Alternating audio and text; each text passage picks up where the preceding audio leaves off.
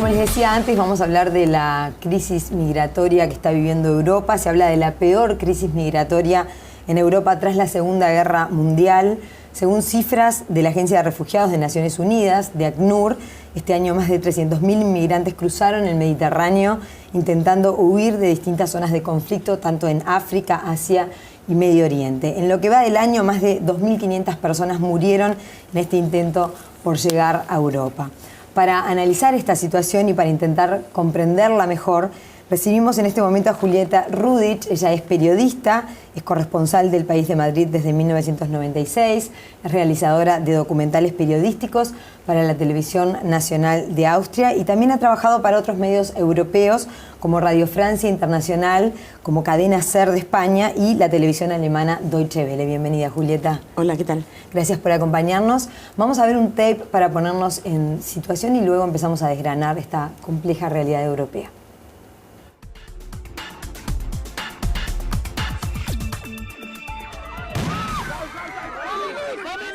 Granadas de humo, bastones y alambres de espino son algunos de los recursos que emplea estos días Macedonia para controlar el flujo de migrantes y refugiados que cruzan sus fronteras desde Grecia. Miles llegan cada día. Muchos de estos hombres, mujeres y niños huyen de la guerra en Siria, pero también hay quienes vienen de Irak, de Pakistán y de Afganistán, como Aziz, quien dice que fue torturado por los talibanes por estudiar inglés. Escapé de Afganistán, fui a Irán y después a Turquía. Estuve unos 6 meses en Turquía y vine a la Unión Europea y después llegué aquí.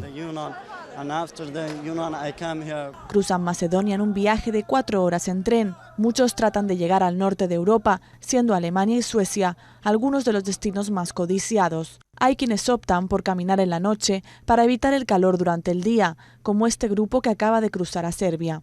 Talal, padre de 3 hijos, perdió gran parte de sus pertenencias cuando su bote empezó a hundirse en el Mediterráneo tras huir de su hogar en Siria. Es difícil estar ahí. No hay futuro para los niños. Perdí mi trabajo, perdí todo. Soy ingeniero, mi mujer es profesora, pero no hay dinero, no hay trabajo, no hay nada. Su viaje continúa a través de Serbia en autobús y a pie hacia un punto clave de la frontera con Hungría, donde se puede acceder sin pasaporte, con la esperanza de moverse libremente por Europa. Pero como los refugiados llegan en masa, Hungría está acelerando la construcción de una alambrada que bloquee los 175 kilómetros de frontera a final de mes. No es muy bonito, pero vamos a cruzar lo que sea. Hemos cruzado muchas cosas, cruzaremos cualquier cosa.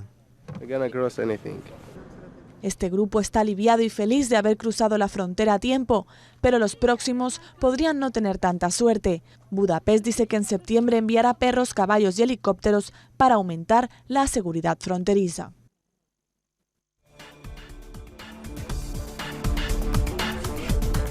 Bien, ahí veíamos distintos testimonios que dejan claro lo difícil de esta situación. Julieta, decíamos además que tú has trabajado mucho en el tema de inmigración desde tu rol periodístico, pero también dentro de ACNUR. En ACNUR estuve siendo muy joven, apenas acabé el liceo prácticamente antes de empezar en la universidad. Estuve un año, en aquel entonces, en Viena, que es donde vivo. A Viena habían llegado de forma masiva refugiados de Polonia, porque había habido la crisis con el sindicato Solidarnosc, y llegaban muchísimos. En aquel entonces no se ponían barreras, las barreras estaban en el telón de acero, la cortina de hierro. Claro, era otra época. O sea, la barrera estaba puesta del otro lado. Se dijo que cuando cayó la cortina de hierro, cuando cayó el muro de Berlín, es cuando la parte occidental incluso de Europa empezó a levantar muros. Como caen de un lado y se levantan del otro. Y también has trabajado a nivel documental, tratando el tema. Hicimos un documental en 1990 que se llamaba Fortaleza Europa, porque en aquel momento me acuerdo que estuvimos en un cementerio, incluso en Andalucía, donde estaban los primeros 5 muertos por intentar cruzar a Europa por el Mediterráneo, unos marroquíes, los primeros 5. No quiero saber cuántos se cuentan ahora por mes. Y en aquel entonces era interesante que muchos países no habían constatado de que se trataba de un fenómeno global o por lo menos un fenómeno europeo. Cada país lo trataba como un fenómeno propio. Y fue la primera vez que hicimos nosotros, por lo menos en Austria, un análisis a nivel europeo. Y ya entonces existía la idea de derrumbar las fronteras internas de Europa para crear esa nueva identidad de la Unión Europea, que se llamaba Comunidad Europea entonces, y erigir muros alrededor. O sea, así sería la nueva Europa. ¿Directamente de muros reales? No, muros vigilancia, sí. Vigilancia policial. Había incluso una película de ficción crítica que criticaba este método. Era ficción en aquel entonces, en el que, debido a la pobreza y a la mala gestión mundial de África, muchos africanos decidían irse a morir, ya que se iban a morir. Era una película de ficción, irse a morir a Europa, que los vieran, para que la gente despertara. Y entonces se formaba... No está tan alejado de la realidad, bueno, lo que está sucediendo. Claro, es más metafórico. Han muerto en ese trajín, ¿no? En ese camino. Y la imagen, sí, la imagen de ficción como de horror era que la Unión Europea formaba un ejército para defender la frontera, un ejército europeo que empezaba a disparar contra civiles sin armas, contra los pobres. De hecho, el tema fortaleza europea, que es esa imagen de sacar las fronteras internas de Europa, que se pueda transitar por ahí y erigir muros en el sentido de vigilancia, de no dejar entrar a ese lugar, eso se ha estado haciendo, y lo que está ocurriendo en estos días está demostrando algo que ya los críticos venían diciendo, que ese modelo no funciona.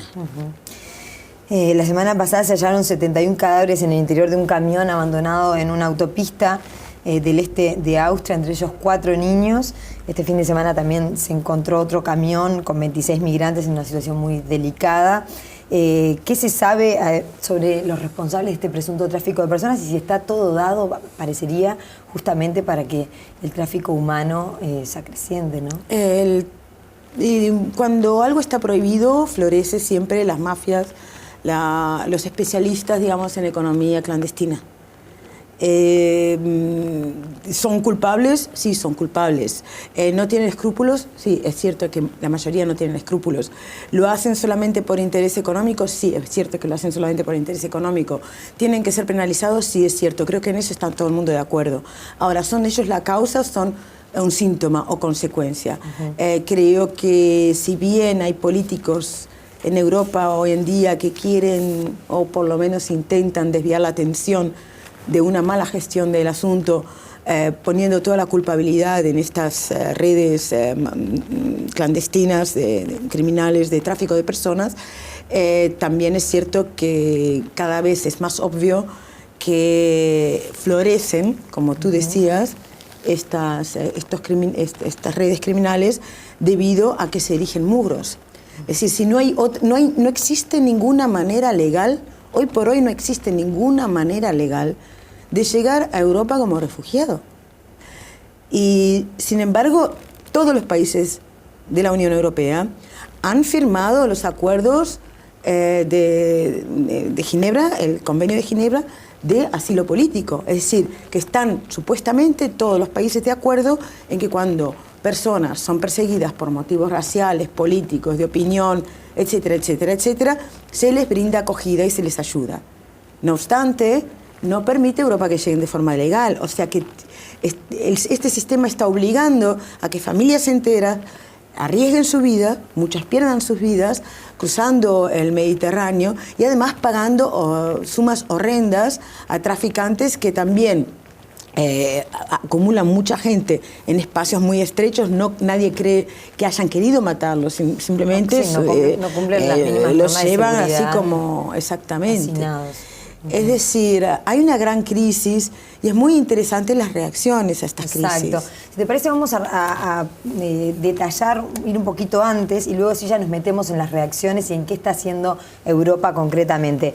Pero hagamos un estado de situación y empecemos detallando de dónde vienen, cuáles son los principales países de origen de estos inmigrantes, de esta ola, porque además no es algo tan nuevo. Nosotros veníamos viendo las famosas barcazas con inmigrantes desde África, sin embargo ahora ahora se ha intensificado el número, ¿no? Hay que tener también en cuenta que no siempre se habla de migrantes, se habla también de refugiados. Exacto. ¿Sí? Ahora hay una gran cantidad que parten de Siria. Exacto. Siria y de Irak. De Irak van a venir más ahora, porque sabemos que están los terroristas del mal llamado Estado Islámico, ¿no? Y bueno, un desastre provocado en Medio Oriente por intereses mundiales, digamos, internacionales, no es una crisis surgida solamente de ellos. Entonces, en Siria, que viven 20 millones de habitantes, más de la mitad han tenido que huir de sus casas, más de la mitad. Unos 8 millones están desplazados dentro de Siria. Ahí vemos las rutas de migración a Europa mientras te escuchamos. Y creo que como 8 millones están desplazados en Siria. 4 millones se han ido a los países limítrofes, a Turquía, Líbano y Jordania, donde ya no dan abasto. Muchos ya están llegando de ahí y solamente 250.000 de estos han llegado a Europa. O sea, Europa, un continente muy rico, naturalmente se encuentra con este fenómeno, pero están exagerando también. O sea, si uno piensa en la cantidad de refugiados con los que tiene que lidiar Turquía, Líbano un número mucho y Jordania, mayor, o sea, un impacto exacto. Y luego llegan sobre todo a lo que está más cerca, que es Grecia, que ya se encuentra en una crisis económica que bien conocemos, sí, y a Italia. Ahí está. ¿A dónde llegan los principales países? Son Grecia y también Italia. Vienen de África. Hay una grave crisis en Eritrea, después de lo que ha ocurrido en Libia, también con gran injerencia de Occidente, o sea, después del asesinato de Gaddafi. Ahí lo que reina es un caos tremendo en Libia, y hay armas también de todo tipo.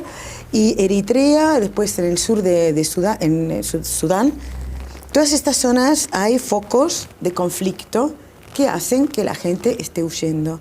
Hubo un momento en que se pensó en Europa incluso que podría dejar de aumentar el flujo de inmigrantes, no hablamos ahora de refugiados, de África, debido también a la crisis de Europa, donde ya no hay trabajo. Tanto es así que yo estuve haciendo un documental sobre la emigración de los jóvenes españoles, por ejemplo, y portugueses, que tienen que irse de sus países porque no hay trabajo.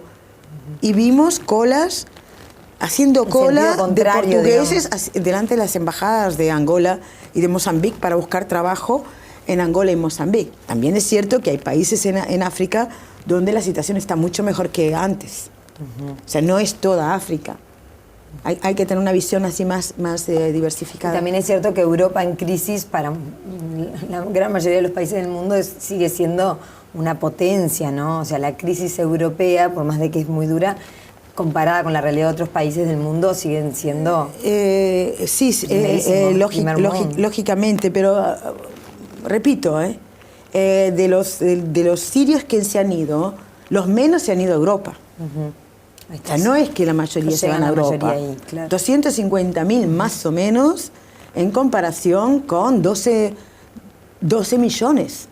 Un cuarto de millón en comparación con 12 millones que están en parte desplazados dentro del país y después emigrando huyendo a los países limítrofes. Eso tenemos que recordarlo, porque también es cierto que los medios de comunicación, las noticias nos llegan de Europa. Claro. No nos llegan la imagen, digamos, la perspectiva de Líbano o la perspectiva de Jordania. Claro, claro, donde la situación es bien complicada. Sí, es cierto, cuando uno recoge la información se habla de Grecia, de Italia, mayormente como los destinos en Europa. Después se habla de Macedonia, de Serbia, de Hungría, Macedonia también que declaró el estado de emergencia, como parte de los más afectados, pero como tú decís, hay otros. Es la ruta de los Balcanes. Exacto, la ruta de los Balcanes, sí, exactamente.